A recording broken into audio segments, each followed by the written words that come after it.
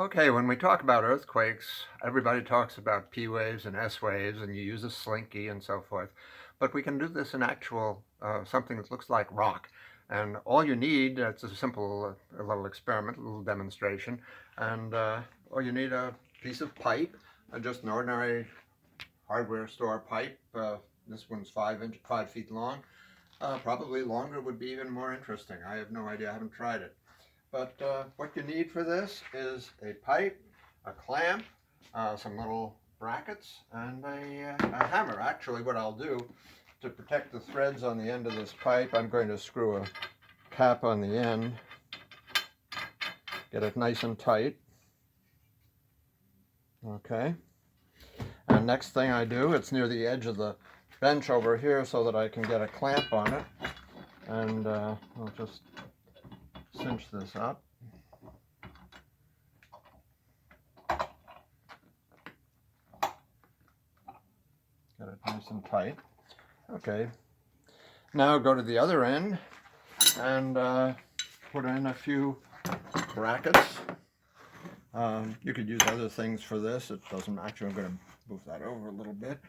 And put them up, slide them right up against the pipe, one on each side and one on the end. Now we can send earthquake waves through this pipe, which is behaving exactly like a massive rock. You need a hammer, doesn't take much, and what I'm going to do, I'm going to create an earthquake.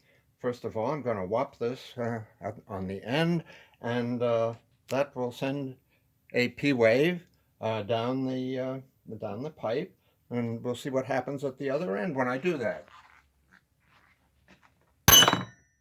Okay, what happened? The P wave, the pipe was vibrating. You couldn't see it, of course, but the pipe was vibrating back and forth like this at a very small amount. It was enough to drive this bracket away.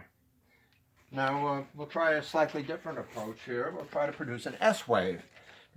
An S wave, of course, is a wiggle wave, and I'll go down the pipe. They travel slower than P waves, but you can't see the difference here in this at this scale or anything like that. But S wave will vibrate sideways. Let's see what happens. I'm going to now strike this from the side. Oops, let's try it again. Put these back together and okay, just a sharp blow on the side. Okay, now what happened? The two side brackets were knocked apart because the pipe wiggled sidewise, but the one on the end hardly moved at all because it required a pressure wave going back and forth this way. It wasn't affected by the sidewise motion. Let's try one other thing. I'm going to try a more complicated move here because earthquakes produce all kinds of waves simultaneously and going in all different directions. What I'm going to try to do is hit this obliquely so that I'm producing both P waves and S waves. And